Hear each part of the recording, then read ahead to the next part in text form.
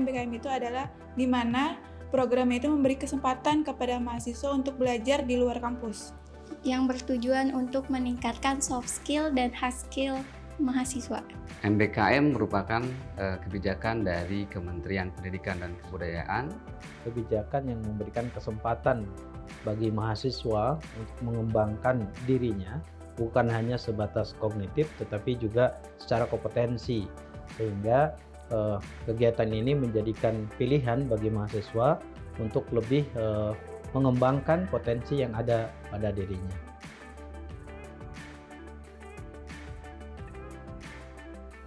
Kalau saya sendiri pernah terlibat dalam kampus mengajar angkatan 1. Dan saya kampus mengajar angkatan 2.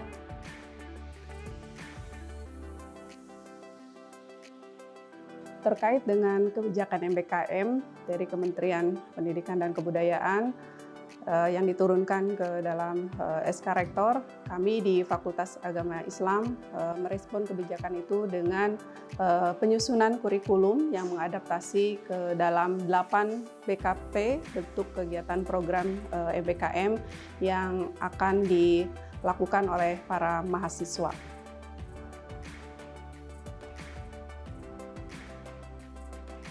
Bagi saya, MBKM ini tuh benar-benar berdampak positif. Karena apa? Karena saya sendiri tentunya dari program studi yang di luar mengajar, ya di luar satuan mengajar, itu benar-benar mendapat pengalaman di mana kita mengetahui apa saja sih yang harus dipersiapkan dalam satuan pendidikan itu, seperti RPPK atau misalkan bentuk pembelajaran online, kayak itu benar-benar memberi pengalaman. Dan kami juga bisa sharing-sharing dengan kampus yang lain dengan berbeda jurusan semua. MBKM ini memiliki dampak yang positif bagi kegiatan belajar mengajar karena mahasiswa memiliki pilihan untuk mengembangkan dirinya, kemudian juga bisa mencari pengalaman di luar yang lebih jauh dan lebih mendalam. Sementara dosen sendiri memiliki komunikasi dengan mahasiswa yang mengikuti kegiatan ini, sehingga dosen pun memiliki pengalaman yang luas karena tidak hanya membimbing mahasiswa yang ada di kelasnya, tetapi juga membimbing mahasiswa yang ada dari kelas yang lain yang masuk pada program yang sama di kampus kami. Dampak MBKM di Fakultas Agama Islam yang pertama, adanya perubahan kurikulum ya yang merespon tantangan terkait dengan MBKM dari 8 BKP ini, bagaimana kita bisa menyesuaikan ke dalam SKS mahasiswa yang studi di program sarjana di Fakultas Agama Islam.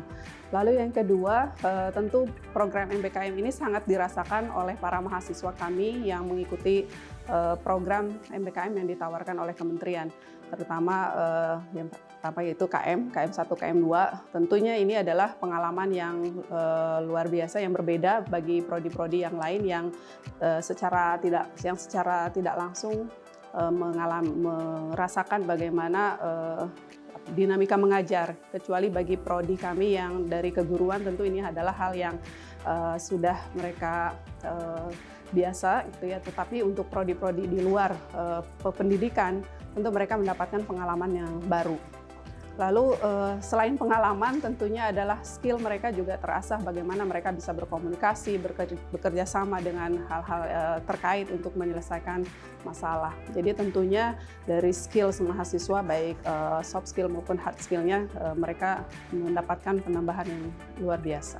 Bagi tenaga kependidikan, program MBKM ini tentu berdampak positif bagi kami, yaitu diantaranya adalah memotivasi kami untuk terus mengembangkan kinerja kami ya dalam hal administrasi akademik, terutama dalam masalah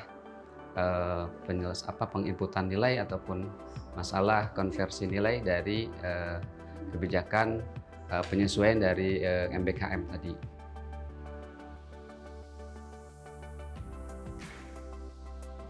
Saran yang kami berikan terkait dengan kegiatan MBKM ini adalah kami mengharapkan agar pihak Kementerian Pendidikan dan Kebudayaan bisa turun langsung ke universitas atau bahkan ke prodi untuk bisa menjelaskan lebih mendalam terkait dengan kegiatan ini, baik kepada dosen maupun kepada mahasiswa. Sehingga dengan adanya sosialisasi langsung ini, mahasiswa dan dosen akan bisa lebih mensukseskan terhadap kegiatan MBKM ini.